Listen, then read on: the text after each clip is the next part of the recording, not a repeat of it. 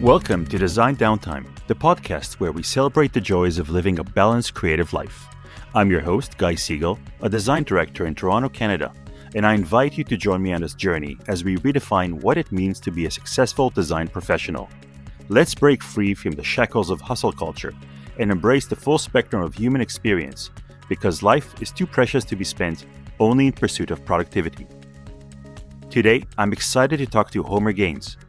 Homer is a designer, UI engineer, and certified accessibility professional with over 30 years of experience.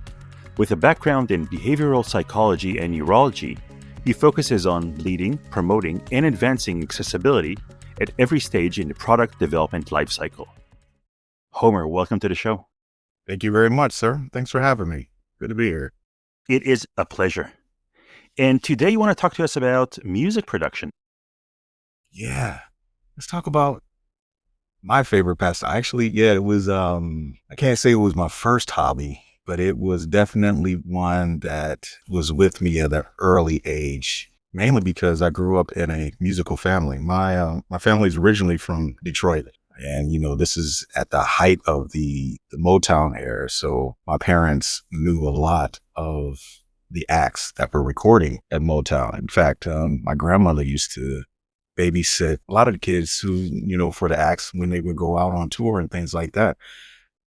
To me, it was just other people that I was around. Never knew that there were all these celebrities or anything like that, which was really cool because I got to see the human side of the music industry before I got to see like the grimy side of the music industry and things like that. But yeah, growing up in that, I was around instruments all the time, going to my grandmother's house, and my uncle and his band would be practicing down in the basement. He was a studio bass guitarist for several acts around Detroit and in Motown sound. Later, he went out to LA, was working, I believe, with, I think it was Capitol Records or something like that. He was still doing studio bass guitar. And so he's a session guitarist.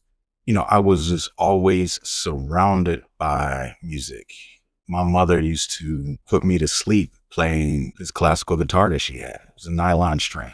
Even to this day, I am very partial to nylon strings, just the softness of how they feel and the warmth from the wood as the guitarist plucks. But yeah, my mom would sing me to sleep playing classical guitar.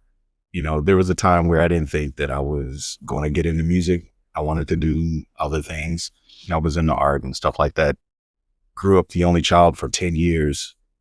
And so to keep myself busy, I was into a lot of different hobbies, a lot of things. But music just, even when I tried to get away from it, it would somehow find its way back to me. It wasn't until senior year in high school that it really kicked in. I've been dabbling with music off and on. I would play the piano and stuff like that at school. My parents couldn't afford to actually buy me a piano or anything like that at home. So the only time I had access to it was when I was either at church or I was in school. I had like a couple of hours free time in high school where you could either go away and do work study, stuff like that. I had like 3 hours in high school because I already had a lot of the credits that I needed to graduate. So starting junior year, is Mr. Carey and Mr. Wagner. They approached me and were like, "We see you around here, like on the piano and things like that. Do you know we have a studio?" And I was like, "Say what? You have a what?" It's like, "We have a studio." So in M Hall, in my high school, man, I had walked down this hallway, I don't know how many times, and had passed this room where the lights were always out. You just never paid it any mind because, the room was so dark that you could not see what was in there. It was the strangest piece of glass. It wasn't tinted or anything like that. It was just a dark room. Man, Mr. Wagner pulled out these keys that looked like they weighed a ton. And he unlocked this door and turned on this light. And we had a full-on recording studio in our school that no one was using. And he looked at me, he said, "You know what? You have time. I will give you a key. Come down here as often as you want. Say less. I got this." Every day, every school day, I should say, from junior year all the way up to senior year, I was in that studio. And at that time, it was the old Macintosh. You remember the old beige square box with the monochromatic screen, a gray and black UI. Yeah, man, I would fire that thing up. Had a full Roland 88 key keyboard connected, and that's where I learned about MIDI. That's when I really started getting into music production itself. First software packet that was on it was called Cakewalk. Even to this day, I still use Cakewalk because of that. I'll explain why later, but yeah, man, I started writing and just writing, and the freedom that I had knowing that one, school was taken care of. Like, I was there when my classes were not in session. 3 hours just to do nothing but experiment and make mistakes and erase it and start over and go back at it. Man, I would practice playing the piano so long that my wrist would swell. And then from there, it was taking the sounds that I was creating, mixing together. And I was like, all right, so what's the end game? What do I do with this? So then I started letting people listen to it, which was a big step for me because even to this day, I'm super critical about the stuff that I write, mainly because as soon as you record it, it's recorded and it's out there. So if you put a mistake out there, you're not getting that back. You have released it with that oops inside of it. Sometimes it's a happy oops. Sometimes it's a, dang, why did I do that? How did I do that? Oh, that was a mistake. Even when I'm doing a conference talk about accessibility, if I say something wrong, I'm like, oh, I can't pull that back. Well, I can try to smooth it out. But if I have friends in the audience who know that I messed up, then I got to worry about them jokers heckling. Yeah, I started inviting people into the studio there at school to listen. And next thing you know, folks was literally coming by, like other kids who were interested in music were coming by and they had ideas. Yeah, a lot of cats was coming through. They wanted to rap. All right, cool, easy. I got a drum machine right here. I got a 909. I got this Roland right here. Let's go. So I'm in there making beats, cats rapping. Girls will come through. They want to sing. All right. So now we're working on R&B joints or whatever, and it was amazing. And then I remember Mr. Lord. Mr. Lord was in charge of the theater at our school. He came by and he said, you're making a whole lot of noise with this. And when he said that, I remember thinking, oh crap, is the music too loud? No, what he meant was a lot of people are talking about you being in the studio and it's making an impact. So really, because, it's like people knew me, but I still kind of stayed low key, so I didn't think people were really talking about it because nobody really approached me a whole lot with it outside of the time that I was in that hall. And he was like, we're doing a production of Fame. How would you feel about writing some original pieces for it? I was like, huh? Never crossed my mind. That never crossed my mind. Here it was. I was just in there having fun because I like to produce and write these songs. But I never actually thought, again, like I said, I never thought, well, like, what was the end game? How was I going to apply this stuff? And so, yeah, I jumped at it. I said, you know what? Let's go. I will do that. I learned that I didn't want to read the script. I was already very familiar with the play of Fame, the movie, and the TV show that used to come out because me and my parents, we used to watch that. We would have dance and music and everything all in the house. So I knew about Fame. And I remember telling my parents, hey, they just asked me to write the score for the school's production of Fame. And my mom was like, that's amazing. My dad was like, are you ready? I'm like, I have no idea. So I went to a couple of their rehearsals just to kind of get a feel for what it was that they were going to be doing. And I remember speaking with Mr. Lord and Mr. Wagner about the scenes that they wanted me to write for. I realized then I didn't want to know the scenes word for word. I wanted to understand what the scene was supposed to do on an emotional level, what was supposed to happen to the characters, because that's how I would compose. And as dynamic as that show is, I wrote things that were classical with strings. I had some of my friends who were in orchestra come in. I was like, critique this string arrangement for me. To me, it sounds great. To you, a true violinist, like one of my good friends in high school, Derek Reeves, dude was first chair violin for as long as I've known him. Just savant with the violin. It's nasty when you listen to him play. It's like, dude, that's not human. Stop. He came in and he would listen to it and he was like, I like where you're going, I like this. And he would give me pointers on how to make my violin sound realistic. This is me playing on a keyboard, you know? Another friend of mine, dope pianist, Kevin Anker, one of the most humble musicians I've ever met. Kevin was the type of cat, he'd sit down at a piano and just bend it to his will. He was also a very imposing type of dude. So imagine in high school, somebody that's already standing like 6'1". You know, he was a big dude, big long hair and everything like that. And I remember him coming in, he was listening to one of the piano arrangements that I'd done. And he was like, you know what? You play like Ramsey Lewis. I've never heard that before. I know who Ramsey Lewis is. We have his music in the house. But he was like, the way he said, your chord progressions, your fingering, he said, you play like Ramsey. I was like, word. Never paid any attention to that. And I remember taking that comment back and talking to my parents about it. And my mom said, that's funny. And I said, why? She goes, because when I was pregnant with you, I used to put the headphones to my belly and I would play Miles Davis and Ramsey Lewis. Can you take a guess at who my two favorite jazz musicians are? So I'm like, okay, apparently I was listening. My first time writing a score for a production, even though it was a high school production, was a big success. Every night someone came up to me and told me that that score was amazing because we had the regular songs, you know, that go with fame. But my music was literally score. I underscored the whole thing. And then that started me down this path. It was like, I know I'm planning to go to school for architecture, but maybe there is something for me in music. Then when I got to college, they had just opened up a media lab. And I was like, oh, nice. I walked in. I remember meeting the director and the professor that were setting up the lab. I started talking to them about, you know, the system, the setup that they had. Turns out they were using Cakewalk. But fast forward now, the computer screens have color. They weren't the Macintoshes anymore. Now we have, you know, the PCs in there. We had Roland U20s and Korg M1s. And I remember sitting down, like first day, they're explaining to everybody how everything works. And then he comes over to me and I've already written a song.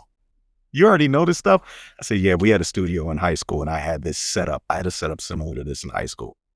Next thing you know, I got a job teaching others how to play music and engineer in the media lab. So I did that for 2 years. Then word got out, Homer does all this. And that transitioned into me working at a studio that was in the back of a record store and working at a studio that was downtown. Going there for my sessions and help whoever was coming in to record at that time. I was their studio engineer. I was their producer. I was their session pianist, whatever role it was.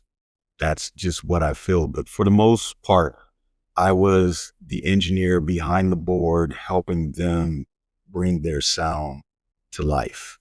What I quickly realized was my workflow in the studio was that I could get the same sound in that small little phone booth of a studio behind the record store that I could get in the larger studio that I was working in. The vocal room could hold an orchestra, but yet I was able to, if I produced a song over there or produced a song over at the record store, you could not tell which studio I did it in. And that's when people started to take notice. And I started to get a little bit more popular around the city. So now I'm really doing work. Ended up teaming up with some friends of mine. We were doing hip hop at the time. Started off with a group called 11th Hour.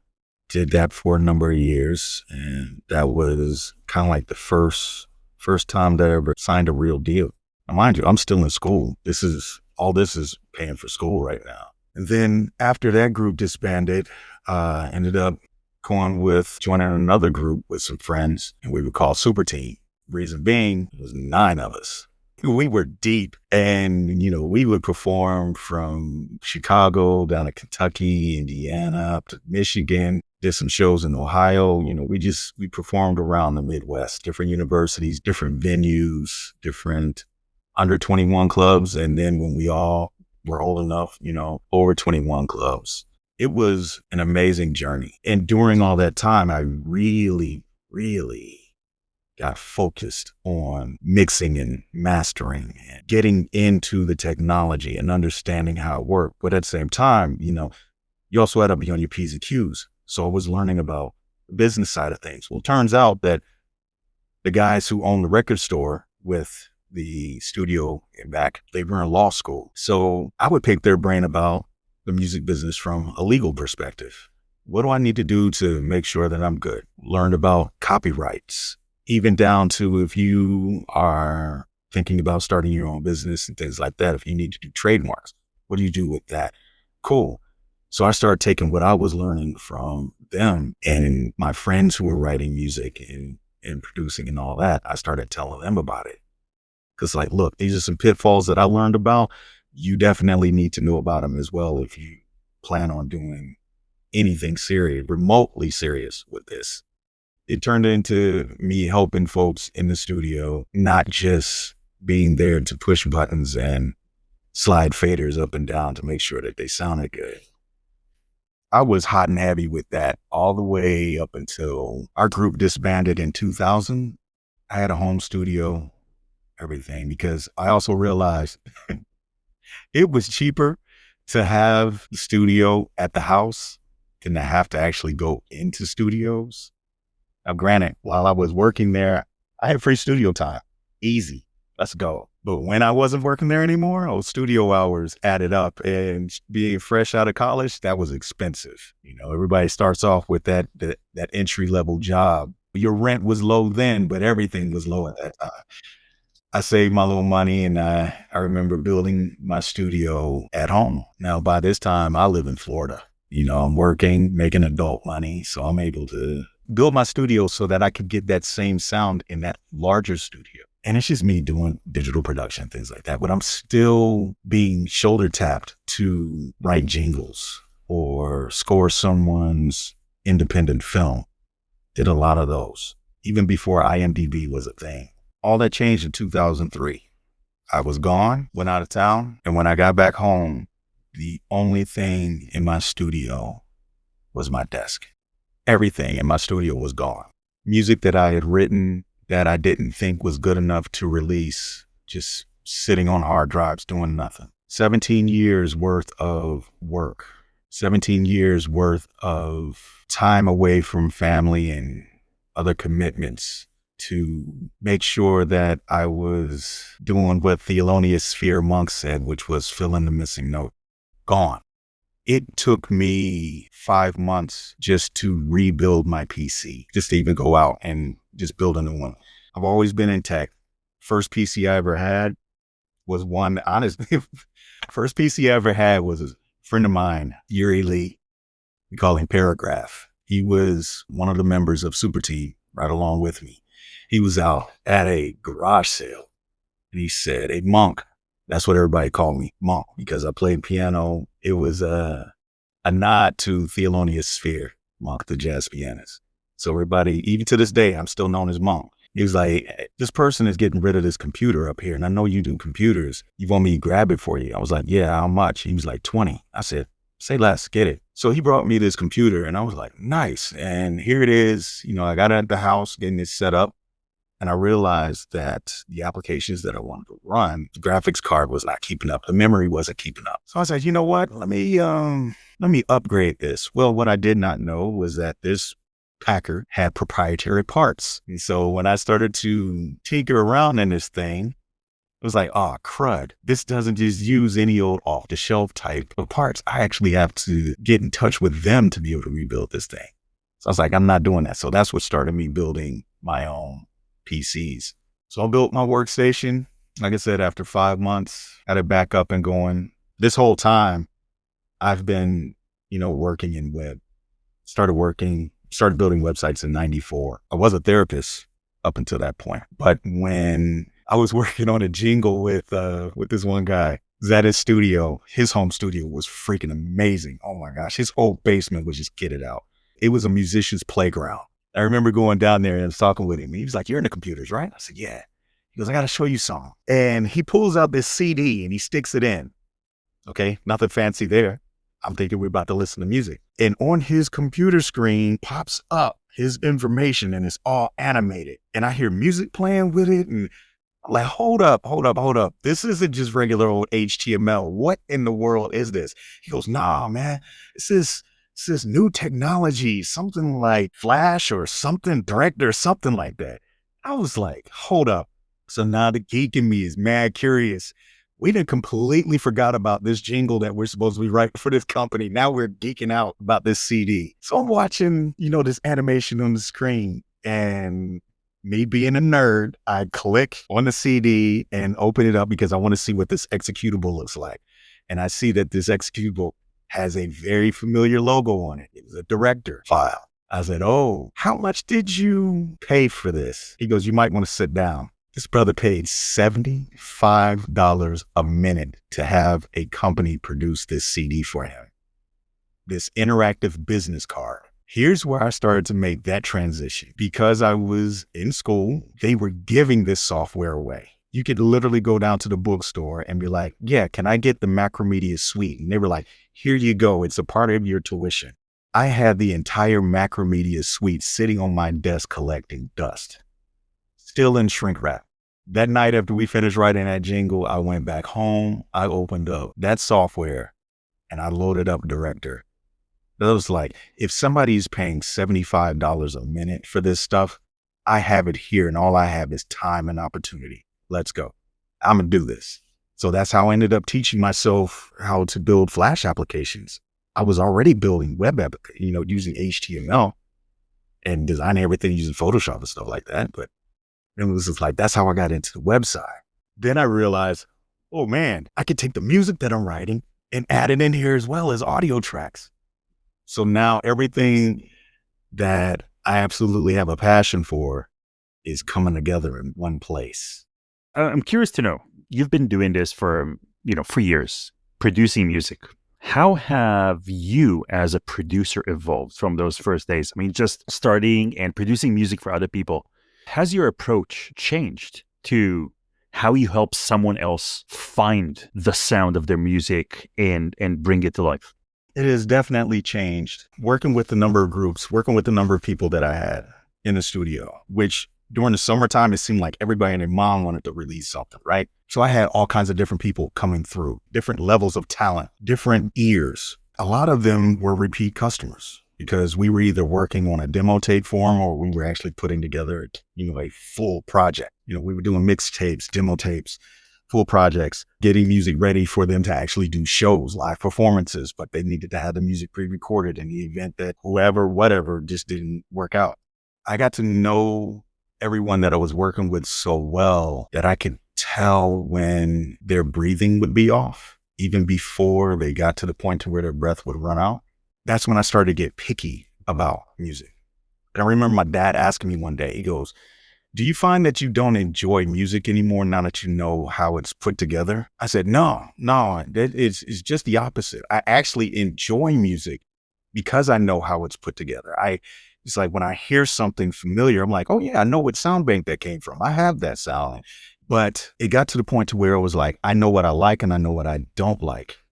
I know how something fits well together versus something that's just like, nah, don't try doing that. And so my advice for any of the artists that I was working with would be very tailored to them and their performance and their feel, because I got to know what their sound was. And so if they were coming in, wanted to introduce something that would clash with that, I was able to steer them away. And then also by being a sound engineer, it's like when you take something straight off the shelf and use it versus you take it off the shelf and then you twist it and you mold it, you use it as a template, but then you change it into something that actually better suits their personality, their vocal style, things like that. That's what I would end up doing. Even modern times now, I still have people come to me and ask me, they call me OG, what kind of advice do you have? And I find now these days that I have to go back to what the lawyers taught me. Because a lot of cats coming up, they're not paying attention to the legal side of releasing music. There's so many people that I've come across when I've asked them, do you have your stuff copywritten? They're like, no. I'm like, so you just released your music without getting it copywritten? They're like, yeah. I'm like, okay, cool. Do you have any ISRC numbers? What's that? Do you have any barcodes? Yeah, we have barcodes. Okay, but you don't have an ISRC number. No. Why not? And then I have to educate them, because what a lot of people don't realize is that you have metadata that gets applied to your music in this digital age, and that's how things get tracked. And if you don't have that metadata embedded in your music, folks can't find you. We can stream it all day long, but the companies like Harry Fox and all the other companies, performing rights organizations who have to track this music, Sound Exchange, all these different companies who track where all this music is being played, you're not going to get your royalties from it. That's a huge gap that I have seen in, since streaming has really become a thing. So my advice for young artists, aspiring artists, even old hats at it who just aren't paying attention, it's like, yeah, you may be involved with the music side. You may be a wonderful musician, but you also need to protect yourself on the business side. You need to make sure that you have your stuff copywritten, because the moment you release something like Homer Gaines did, and you hear somebody else playing it, you have nothing to fall back on. You can't go out there and be like, but that's my track. The courts are going to be like, show me the documentation, show me the proof that it's yours. You can do the poor man's copyright where you would end up mailing a copy to yourself. Nah, let's send it off, copyright.gov, pay your fee, and get it done correctly. A lot of people come to me and they already have their styles baked and whatnot. And I'm like, I'm fine. But how are you from the admin side of your craft? So that seems to be the gap that I've been helping people fill as of late. You've produced your own music. You've produced music for others. Is there a difference for you when you produce your own stuff versus other people? Do you approach it differently? Oh, yeah. Yeah, definitely. When I approach my stuff, it's my baby. I learned a long time ago with music production and even with web design, I cannot care more about your product than you do. Because there was a time where I did, because I love the work that I do. And when I see somebody kind of half-stepping with it, I'm like, nah, you got to step your game up. Let's go. I need you to keep up with me. And we had this joke. We had this joke in the school of psychology. Say, how many psychologists does it take to change a light bulb? The answer was one, but the light bulb has to want to change. Same thing with music, same thing with web design. I can give you all the professional advice in the world. If you do not want to take it, cool. You don't want to take it. Guess what? I still have a job that I have to complete. I've had knuckleheads come into the studio where I've told them, get in there, do your verse, because they were playing around. At some point in time, my dad voice comes out. People would laugh at me. They're like, uh-oh, mom been turned into somebody's father. The dad voice would come out because being in the studio was time. Being in the studio was money. Yes, I'm being paid for this, but this is money that you are spending. Stop. You're supposed to be here doing what you're supposed to be doing, not partying and whatnot. We got work to do. It got to the point, man, like, for instance, that one group, I had to tell this one cat, stop touching buttons. He just would not listen. And I believe that was the very moment where I learned to let go. Said, you know what? I'm engineering. In the process of mastering, I was mastering their project. Jackwagon goes over to the side of the room where the keyboards were and started playing the keyboards. Bruh, didn't I tell you not to touch anything? Because at that time, everything was coming back live. If I had turned down the keyboards, you would not have been able to hear it in the recording because the MIDI was playing back. So everything was coming back live. All his other boys understood that. He didn't. Oh, can we go back and change it? No, because you're already 2 hours over time because y'all shenanigans. And I got other folks that need to come in here. Now, with me, my stuff, it's my baby. I will take forever and 3 years to record something sometimes. I started recording a project. Last year, got busy with conference talks and family and everything. Do you know that I forgot that I even wrote those songs? I went back in and looked up. I was like, what's this folder? And I opened it up. I'm like, oh, I released one track off of there and it's called Sidewalks. I released it as a single because the rest of it, the album was going to be titled Parkour Clouds. I still have it. I still have to release it. But I find like I will take time. There are moments where I can sit down and just write a song. and everything just flows. And then there are other days where I will needle at it to the point to where I mess it up and then I just scrap the whole thing. You can overdo stuff. It's like when you're cooking, you can over season something. Why do I have all these effects on this sound? What am I doing? Why is all this clashing? Just because I added all this stuff thinking that it was going to sound good at that moment. But then when the whole thing came together, it's not a colorful rainbow of something beautiful. It is a muddy mess. So then I have to start removing things, step back away from it, change it up even. I don't have that luxury with someone else's time and their money studio. So that's the difference for me when it comes to production and working on my own stuff. When you do work on your own stuff, is there a separation between Homer the musician and Homer the engineer? Or is it all the same thing? Yeah, man. All right. So that has been something that I struggle with even to this day. Graf, who I mentioned earlier, Yuri, he was over here at the house last month. I was letting him listen to some stuff that I'm working on. And he was like, that's that monk sound. I was like, what do you mean? He was like, you just have this sound.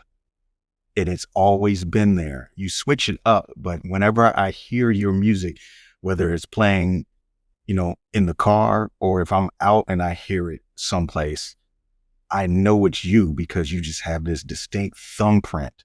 And he called it the shake well sound because I like to use, even though I'm a digital recorder or a digital artist, I like to use sounds that are organic. So he was like, you have these shakers and you have this particular cadence in the way that your shakers are recorded. It's like there are times where I can sit here and I'm playing and that emotional side comes out from me playing and it starts to be a groove and I just start to lay the bed, the beat, the bass. There's a formula to it. And then the engineer comes out when I realize that I'm being too formulaic and I want to change it up. When I'm writing my music, the moment that I start to name the tracks, because up until then, the tracks are just track 1, track 2, track 3, track 4, you don't know what instrument it is. But it's not until I actually start naming it that the song actually starts to become real to me. Then that engineer comes out and I start needling it. What do I want here? What is this supposed to sound like? Is this a lo-fi track? All right, if it's a lo-fi track, where am I going with this? Where do I want the person to be with this? If it's not a lo-fi track, am I getting the transients right? Is my high end, is it too sharp? Where in the world did that snare come from? Is way too loud. And I have to take a break. These headphones that I have, I mix in open back headphones so that, the bass can escape.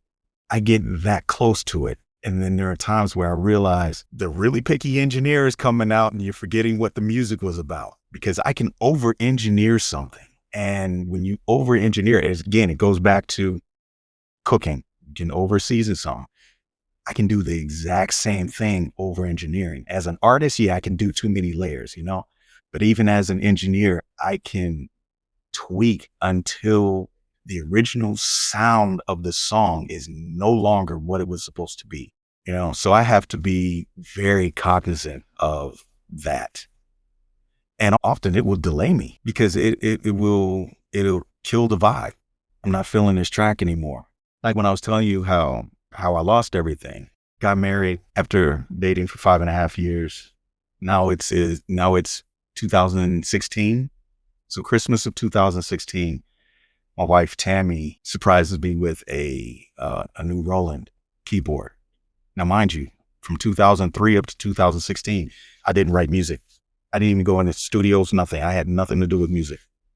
I would listen to it, but that was it. She buys my keyboard or gives me the keyboard for Christmas and says, it's time for you to start playing again. What I told myself was, I'm no longer going to be that picky about what I write and just hold on to it, just hoard it for myself because thinking that it's never done. Because I've heard music out there where if it's music that I don't enjoy, I will tear it apart. But if it's something that I absolutely can get behind, regardless of the genre, I'm all in it. As an artist, I'm in it, listening to it. I can't believe that they did that type of chord progression and it actually worked. It was gorgeous. But if I don't like it, oh, it's, why did you do that sound? Why'd you put that reverb there? Why'd you, it gets like that. And I told myself, I said, whatever I write, I'm going to release. So 2017, I released my first solo project, made that decision rather to just become an independent artist. People have asked me, would you ever sign to a record label or whatnot? I'm like, nah, been there, done that. Don't like it. I'm just going to do me. A friend of mine back in college, he said, I write do it to it music. And I looked at him with a cross face because I'm like, what do you mean do it to it music? I wasn't sure where he was going with that. He said, you write do it to it music. I said, what do you mean? He goes, you write music that you can do anything to. Study to, clean the house to, wash dishes to, drive to, chill to, whatever. So I was like, oh, I write background music. Okay, got it. And then Graf even told me that. He said, you write for the listener. Like, I promote my music, but I don't actively promote it like artists who are on labels. A lot of my stuff is found organically, which is cool. I had a really blessed year when a local DJ here heard some of my stuff and was spinning it for the entire year on her program. Everything I released, she was like, send it over. I was like, okay. So my listeners really blew up then, which was cool, to the point to where I was in an airport and somebody recognized me. I wasn't ready for that either. That kind of caught me off guard. The engineer I have to put aside and just lean into the musician and embrace what I release, knowing that there was a purpose for me to release it. I'm not going to say that I don't have songs right now on my hard drive that haven't been released I haven't released everything. Some stuff still needs to be cooked. It's just an idea.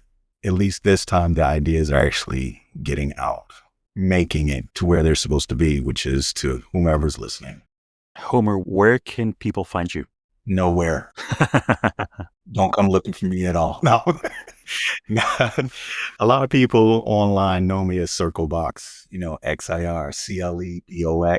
You can find me on Blue Sky, the name, Homer Gaines. You can find me on LinkedIn. Those are pretty much the only spaces where I'm occupying right now.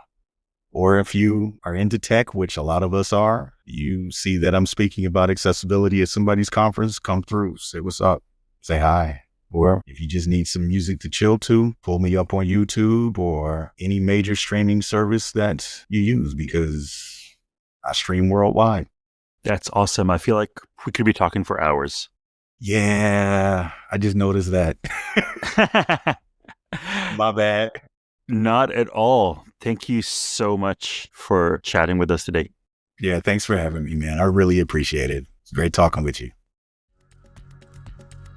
This is all for this episode of Design Downtime. Thank you for joining me. And until next time, I hope you enjoy your downtime.